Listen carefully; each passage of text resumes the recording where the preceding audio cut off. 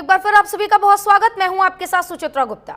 देखिए, बिहार विधानसभा चुनाव से पहले राजनीतिक हलचल के बीच एक ऐसी खबर आई है जिसने सुरक्षा एजेंसियों की चिंता बहुत ज्यादा बढ़ा दी है, क्योंकि नेपाल के रास्ते जैश ए मोहम्मद से जुड़े 3 आतंकवादियों ने बिहार में घुसपैठ कर ली है, जिसके बाद से बिहार पुलिस मुख्यालय ने पूरे बिहार को हाई अलर्ट पर रखा है। अब देखिए, पुलिस मुख्यालय ने सबको अलर्ट मोड पर भी रख दिया है। कहीं से भी कोई भी इंफॉर्मेशन आती है तो तुरंत कार्रवाई होगी। एक और राहुल गांधी की वोटर अधिकार यात्रा बिहार में निकाली जा रही है, तो दूसरी ओर पीएम मोदी की रैली होने वाली है। इन सबके बीच आतंकवादियों के घुसपैठ से पूरे बिहार में हलचल तेज हो गई है। अब इस हलचल के बाद, यानी कि आतंकियों के घुसपैठ के बाद, सुरक्षा के लिए और पुलिस के लिए कितनी बड़ी चेतावनी होगी, कितनी बड़ी चुनौती होगी, इस पर चर्चा करेंगे। उससे पहले आप ये रिपोर्ट देखिए।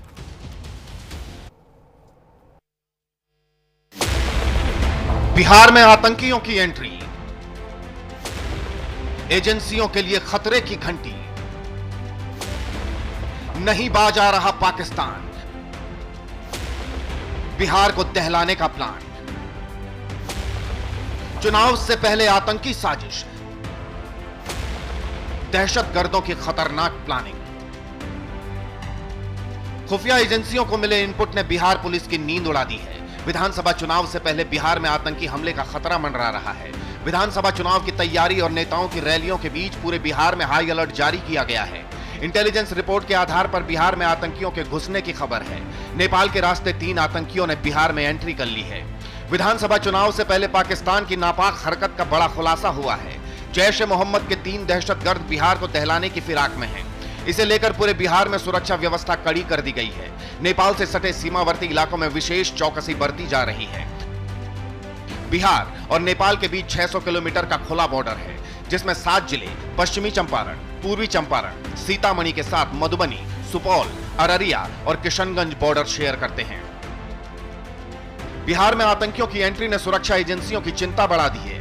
पाकिस्तान और बांग्लादेश से जुड़े आतंकी नेटवर्क अब बिहार को अपना ठिकाना बनाने की फिराक में है।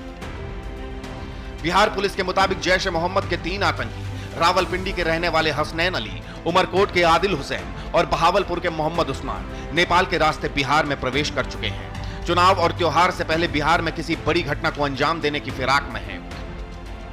एक और चुनावी माहौल, दूसरी ओर राहुल गांधी यात्रा निकाल रहे हैं। अगले महीने पीएम मोदी सीमांचल के दौरे पर आने वाले हैं, जो नेपाल से सटा हुआ इलाका है।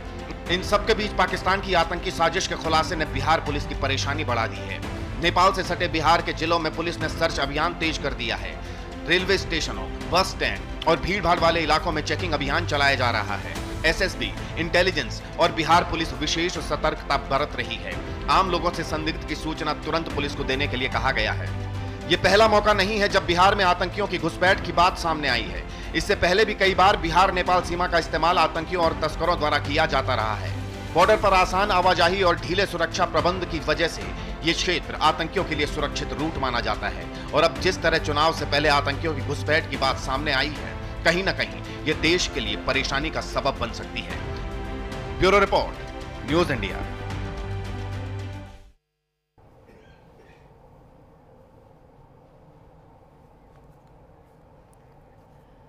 तो इसमें हमने आपको दिखाया कि किस तरीके से बिहार में चुनावी माहौल एक तरफ गर्म है, तो दूसरी ओर पाकिस्तान की ओर से 3 आतंकवादियों के घुसपैठ की कंफर्मेशन हो चुकी है। अब सुरक्षा एजेंसियां अलर्ट मोड पर है और बिहार में भी अलर्ट जारी कर दिया गया है। लेकिन सवाल यह उठता है कि क्या चुनावी माहौल को देखते हुए कहीं ना कहीं सुरक्षा में कमी आ रही है? सुरक्षा एजेंसियों के इसके बारे में पहले क्यों नहीं पता चल पाया? लेकिन इस पर ही चर्चा करेंगे। देखिए, हमारे साथ रिटायर्ड मेजर जनरल राजन कोचर साहब जुड़ गए हैं डिफेंस एक्सपर्ट के तौर पर। उन्हीं का रुख करेंगे और उन्हीं से जानेंगे। सर, आपको भी बहुत अच्छे से पता है कि बिहार में इन दिनों चुनावी माहौल चल रहा है और राहुल गांधी की भी वोटर अधिकार यात्रा चल रही है। इसी बीच सुरक्षा एजेंसियों की ओर से ऐसी जानकारी सामने आती है जो पूरे बिहार को हिलाकर रख देती है, क्योंकि 3 आतंकियों के घुसपैठ की कंफर्मेशन न्यूज आ चुकी है। सर, इसको हम किस तरीके से देखते हैं? क्या चुनावी माहौल के दौरान सुरक्षा में कहीं ना कहीं कोई कमी है या रिव्यू करने की इसको जरूरत है? धन्यवाद सुचित्रा जी, बहुत अच्छा आपका ये सवाल है। देखिए, बिहार का अगर आप बॉर्डर देखें तो वो नेपाल के साथ जुड़ता है। 729 किलोमीटर ये बॉर्डर है और 7 डिस्ट्रिक्ट हैं बिहार के, खास तौर पे मधुबनी, सीतामढ़ी, सुपौल, अररिया और ईस्ट और वेस्ट चंपारण। ये बॉर्डर के साथ, नेपाल के बॉर्डर के साथ लगी है। और ये बॉर्डर में कोई फेंसिंग नहीं है, एक पोरस बॉर्डर है। और हमने पहले भी देखा है यहाँ पे आतंकवादी आए हैं इस रूट से, और स्मगलिंग और ट्रैफिकिंग भी होती है इस बॉर्डर के थ्रू। और नेपाल की आर्म्ड पुलिस उस तरफ रहती है, शस्त्र सीमा बल जो एसएसबी है हमारी, वो हमारे बॉर्डर को गार्ड करती है।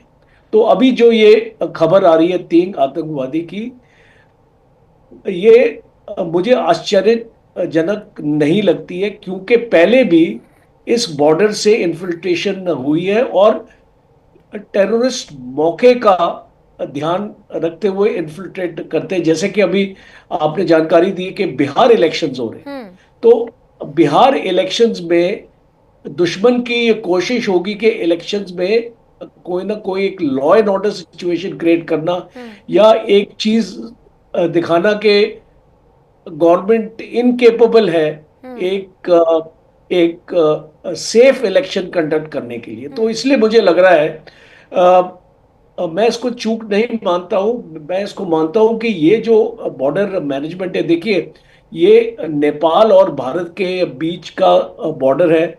और और हाल ही में हमने देखा है कि नेपाल के साथ भी कुछ डिफरेंसेस हुए हैं इस बॉर्डर के ऊपर, और जो वहाँ पे इंटीग्रेटेड चेक पोस्ट हैं, खास तौर पे वो मेजर आपके ट्रांजिट रूट्स होते हैं, वहाँ तो आप अपने आप को जो चेक पोस्ट आपके लगे हुए हैं, तो आप उसको चेक कर सकते हैं कौन आ रहा है कौन जा रहा है। बट बाकी एरियाज को आपका जो पूरा आपका बॉर्डर आपका सर्वेलेंस में नहीं रहता है, क्योंकि नेपाल के साथ हमारे जिस तरीके के रिलेशंस हैं, हम उस तरीके की बॉर्डर मैनेजमेंट रखते नहीं है वहां पे। और इसलिए एसएसबी को हमने लगाया है, बीएसएफ भी नहीं है वहां पे। तो जब इसको बॉर्डर में आपको गैप्स भी मिलेंगे, तो पेट्रोलिंग इसीलिए होती है, जो एसएसबी की जो पेट्रोल है और जो नेपाल आर्म्ड पुलिस की, ये यहाँ पे जॉइंट पेट्रोलिंग भी करती है, इकट्ठे भी ये लोग मूव करते हैं बॉर्डर में देखने के लिए कि वहां से भी कोई इन्फिल्ट्रेशन ना आए। बट ये पॉसिबिलिटी सुचित्रा जी हमेशा लगी रहेगी, क्योंकि बॉर्डर में काफी गैप्स हैं, और इसीलिए मैं मानता हूं कि मौके का फायदा लेके टेररिस्ट इन्फिल्ट्रेट यहाँ पे कर सकते हैं। बिल्कुल कोचर साहब, ये भी कह सकते हैं ना कि जम्मू कश्मीर से तो अब रास्ते बंद हो चुके हैं, घुसपैठ हो नहीं पा रही है। आज ही की खबर है जहां घुसपैठ की कोशिश को नाकाम करते हुए 2 आतंकवादियों को ढेर किया गया है, और अब देखिए बिहार के रास्ते ये घुसने का प्रयास कर रहे हैं। कोचर साहब, आपसे ये भी समझना चाहेंगे, जिस तरीके से देखिए बिहार में विधानसभा चुनाव है, आने वाले समय में प्रधानमंत्री नरेंद्र मोदी भी बिहार में कई ऐसी रैलियां कर सकते हैं, कई बड़े बड़े नेता जो है इस वक्त बिहार का रुख कर रहे हैं, राहुल गांधी खुद इस वक्त बिहार में मौजूद है। तो क्या एक रणनीतिक साजिश है कि ऐसा सिचुएशन क्रिएट कर दिया जाए जहां पर लॉ एंड ऑर्डर को लेकर लगातार सवाल उठते रहे और बिहार बिल्कुल से एकदम हलचल बिहार में आ जाए? देखिए सुचित्रा जी, अभी जो कल की मैं आपको एक लेटेस्ट इंटेलिजेंस रिपोर्ट देना चाहूंगा, जिसमें जैश ए मोहम्मद जो है पाकिस्तान में, पहले तो भावलपुर जहां पे इनका हेडक्वार्टर था, जिसको हमने मिसाइल और रॉकेट स्ट्राइक से हम खत्म किया था, वो जो उसको रिकंस्ट्रक्शन होना उसको शुरू हो गया। इसका मतलब कि दोबारा से वो हेडक्वार्टर आपका वहां पे बनना शुरू हो गया। दूसरा इंपॉर्टेंट है कि जैश ए मोहम्मद को लेटेस्ट हथियार दिए जा रहे हैं, ड्रोन्स दिए जा रहे हैं, उनको एंटी टैंक वेपन्स तक दिए जा रहे हैं। जैसे हमने सुना था वेस्ट एशिया में हजबुल्ला को जैसे आम किया जा रहा है, पाकिस्तान का जो आईएसआई है वो जैश ए मोहम्मद को आम कर रहा है। इसका मतलब कि पाकिस्तान सीखा नहीं है ऑपरेशन सिंदूर के बाद भी, जब हमने इतना पाकिस्तान का नुकसान किया है, उसके बावजूद आप ये देख रहे हैं कि ये जो हरकत आ रही है पाकिस्तान से, ये जो न्यूज़ पाकिस्तान से आ रही है कि पाकिस्तान अभी भी अपनी स्ट्रेटजी को वहीं पे लेके आया हुआ है कि एक हाइब्रिड वॉरफेयर की तरफ वो भारत को खींचना चाहता है। और इसीलिए जैसे आपने बताया, बिहार एक ऐसा रूट है, अगर आप उसको जम्मू एंड कश्मीर से कंपेयर करेंगे, जम्मू एंड कश्मीर में रेगुलर आर्मी है और वहां पे ड्रोन्स लगाए जाते हैं बॉर्डर पे, और बहुत अच्छी वहां पे निगरानी है, और एक काउंटर इन्फिल्ट्रेशन और काउंटर टेररिज्म का एक ग्रिड बना हुआ है। वो अनफॉर्चुनेटली आपको बिहार में नहीं मिलेगा। बिल्कुल। और एक तो आपको रेगुलर आर्मी नहीं है यहाँ पे, एसएसबी है, उनकी ट्रेनिंग इतनी ऊंचे दर्जे की नहीं होती है जैसे इंडियन आर्मी की होती है। दूसरा, उनके पास उस टाइप की टेक्नोलॉजी नहीं है, उस टाइप के वेपन्स नहीं है जो आपके जम्मू एंड कश्मीर में हमारी फौज के पास है। तो ये डेफिशिएंसीज हैं, और हमको इसको स्वीकार इसको करना पड़ेगा। और आने वाले वक्त में आप देखिए, अभी मैं आपको नॉर्थ ईस्ट की तरफ भी अगर मैं ले जाऊं, मणिपुर, मिजोरम के आपके बॉर्डर्स, वो बॉर्डर्स में भी कोई फेंसिंग नहीं है, और इसलिए वहां से भी बड़ी इन्फिल्ट्रेशन आती है। तो आने वाले वक्त में भारत को इसके बारे में सोचना पड़ेगा कि जहां पर भी हमारे बॉर्डर्स हैं, हमको उनको सिक्योर करने की जरूरत है। बिल्कुल। कोचर साहब, एक तरीके से आपने जो बताया है कि पाकिस्तान को ऑपरेशन सिंदूर के जरिए हमने सबक सिखाया, लेकिन वो कहते हैं ना कि लातों के भूत बातों से नहीं मानते। पाकिस्तान बिल्कुल उसका एक जीता जागता उदाहरण है। आपसे मैं ये भी समझना चाहती हूँ कि नेपाल के साथ भारत के रिश्ते एक और रिश्ते बहुत अच्छे हैं, अच्छे चलेंगे, सारी चीज़ें ठीक है, लेकिन भारत की सुरक्षा का ध्यान भी तो भारत को रखना होगा। अगर सुरक्षा के मद्देनजर हम देख रहे हैं बार बार ऐसे इन्फ्लिटेशन हो रहे हैं, बार बार आतंकी घुस रहे हैं, घुसपैठ कर रहे हैं, कहीं ना कहीं भारत को शांत करने की कोशिश कर रहे हैं, तो इसको लेकर सुरक्षा के नए कदम और नए मायने हमें तय करने होंगे। देखिए सुचित्रा जी, रिलेशंस एक तरफ होते हैं, आप एक अच्छे अपने रिलेशंस रखना चाहते हैं, अच्छी बात है, आप रखिए वो, बट साथ साथ आप अपनी सिक्योरिटी के ऊपर भी ध्यान आपको देना पड़ेगा। और इसीलिए मैं इसको एम्फसाइज कर रहा हूँ आपके प्रोग्राम में कि जिस तरीके की जो हमारी सर्विलेंस है और जिस तरीके की हमारी वहाँ पे एक सिक्योरिटी मैकेनिज्म है, हमको उसको बेहतर करने की जरूरत है। और ये नेपाल में हमने उत्तराखंड का भी एरिया देखा, अगर आप वहाँ पे लिपू लेक और उस एरियाज में भी अगर आप जाएं, वहाँ पर भी ये सेम काइंड ऑफ प्रॉब्लम आपको नजर आएगी। तो जहाँ जहाँ पे नेपाल के साथ हमारे बॉर्डर्स हैं, और एक खास चीज़ और मैं आपको बताना चाहूँगा कि नेपाल में एक पाकिस्तान की आईएसआई के काफ़ी सेफ हाउसेस रहते हैं।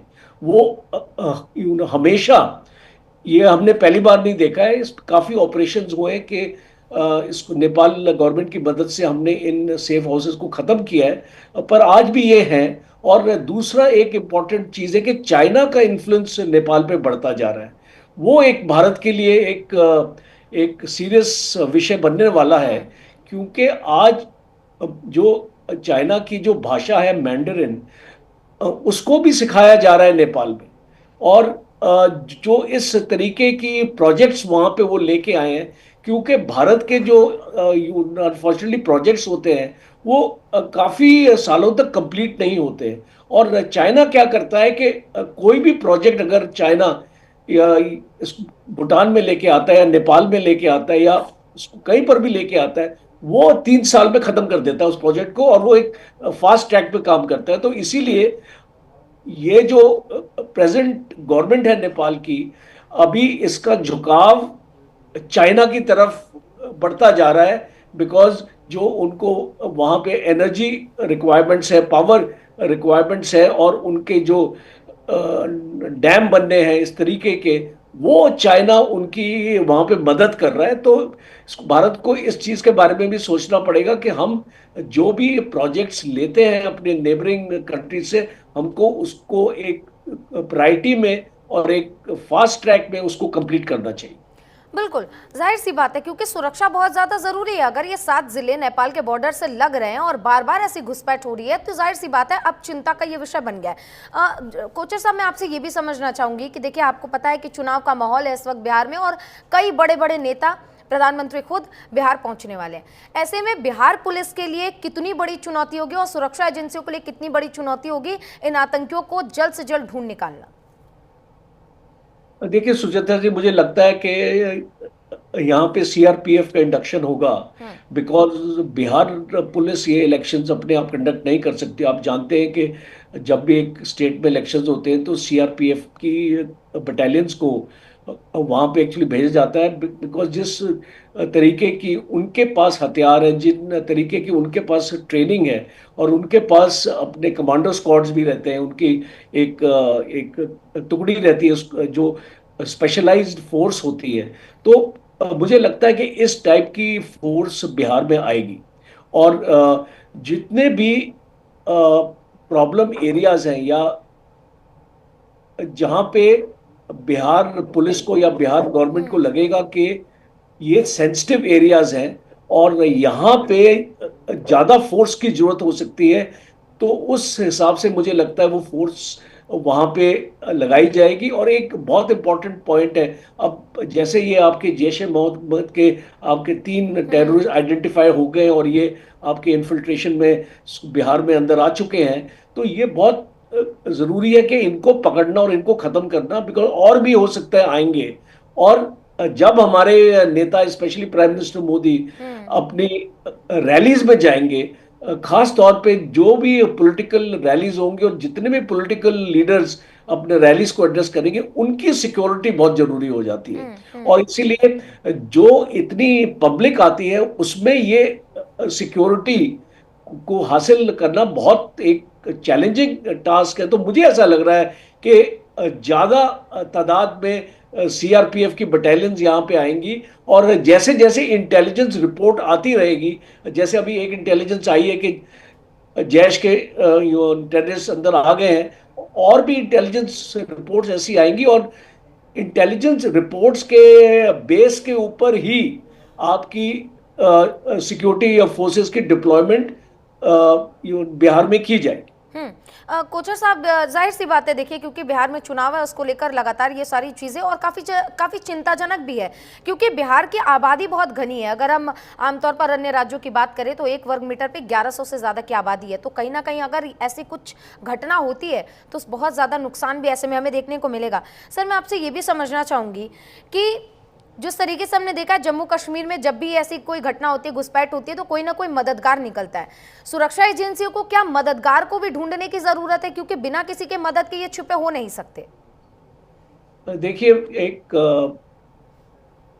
रियलिटी से हम दूर नहीं जा सकते, और रियलिटी ये है कि पाकिस्तान के स्लीपर सेल हमारे हर एक स्टेट में मौजूद है। अगर हम उसको बोलें कि इसको न्यू दिल्ली की मैं बात करता हूँ, न्यू दिल्ली में भी आपको मैं आपके प्रोग्राम पे जगह के नाम नहीं लूंगा, बट जानकारी है कि कुछ स्पेसिफिक एरियाज में स्लीपर सेल आल भी मौजूद है, उत्तर प्रदेश में मौजूद है। तो जब ऐसे स्टेट्स में आपके आपके मौजूद होंगे, तो उत्तर प्रदेश और बिहार तो जो एडजॉइनिंग स्टेट्स है, तो ऐसी कोई प्रॉब्लम नहीं है। और ये स्लीपर सेल्स को एक्टिवेट किया जाएगा अभी, बिकॉज जब भी कोई टेररिस्ट अंदर आता है, वो जो उसको लॉजिस्टिक्स मिलती है वहां पे, और उसको वहां पे सस्टेनेंस मिलती है, हथियार भी मिलते हैं। देखिए, जब ये वहां से इन्फिल्ट्रेट होगा बॉर्डर से, तो इसके पास हथियार नहीं होंगे, बिकॉज अगर वहां पे चेक होगा, हथियार अगर पकड़े जाएंगे तो ये पकड़ा जाएगा।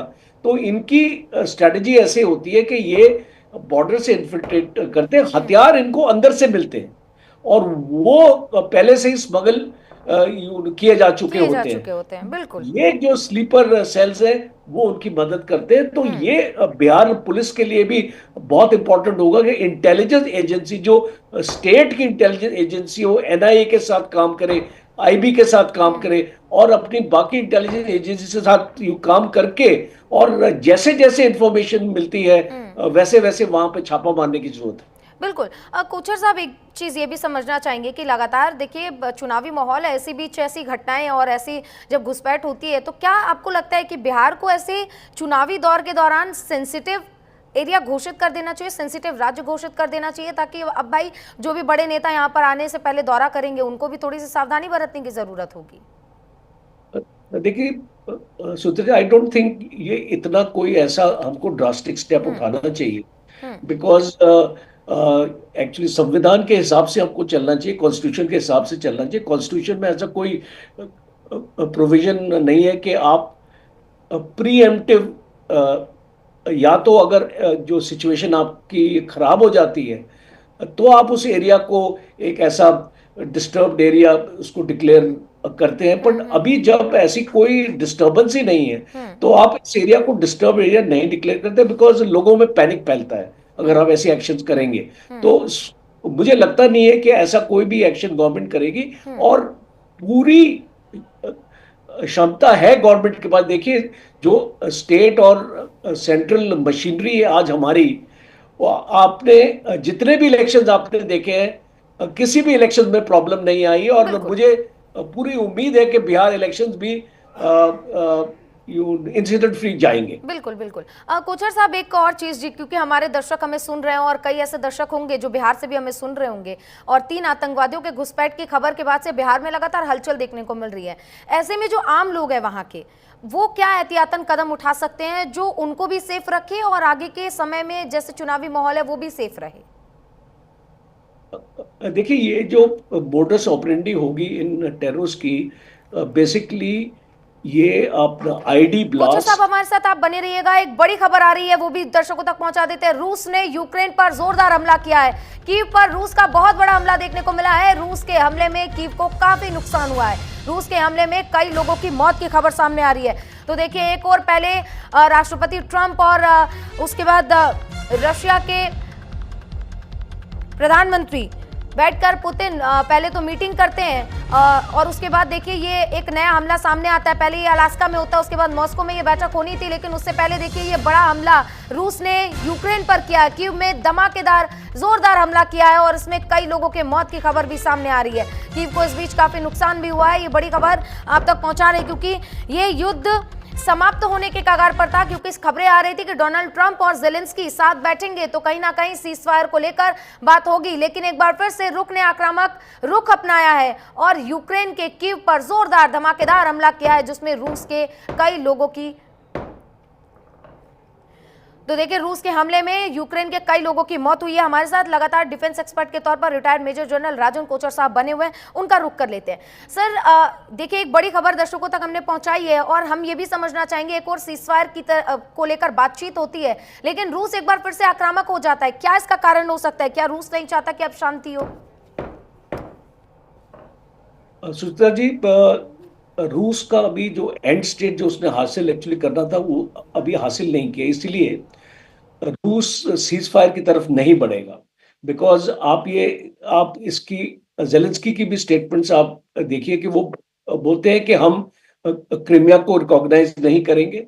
हम जो भी एरिया रूस ने आज कैप्चर किया, ऑलमोस्ट 20% एरिया यूक्रेन का रूस के कब्जे में है, वो जो एरिया वो यूक्रेन उस पर एग्री नहीं करेगा।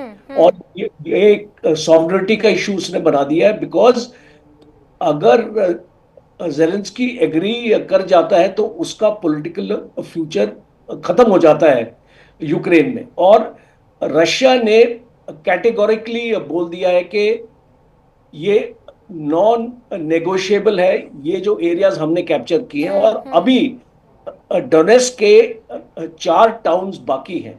जब तक डोनेस्क के ऊपर पूरा कैप्चर रशिया नहीं करेगा, ये सीज फायर की तरफ आगे नहीं बढ़ेगा। और ये जो काइव का अटैक है, ये बेसिकली जेलेंस्की को एक वार्निंग देने के लिए कि हम ये लड़ाई को और अभी इसको एस्केलेट करना, जाहिर सी बात है, तो और हम इसको करेंगे। ये कह सकते हैं कि रशिया जब तक अपनी मनवा नहीं लेगा वो तब तक किसी की सुनेगा नहीं। और ये जो डोनाल्ड ट्रंप के बीच और रशिया की पुतिन की मीटिंग हो रही है, ये महज कह सकते हैं कि कहीं ना कहीं अमेरिका जो है हर जगह आगे बढ़ चढ़कर काम करता है, क्योंकि अभी हमें पता है कि डोनाल्ड ट्रंप को चाहिए नोबेल पीस प्राइज, लेकिन वो उसके लिए जो भी कवायदें कर रहे हैं कहीं ना कहीं ये सारी कुछ फेल होती हुई हमें नजर आ रही है। राजन कोचर साहब, आपका हमारे साथ जुड़ने के लिए और चर्चा में शामिल होने के लिए बहुत बहुत धन्यवाद।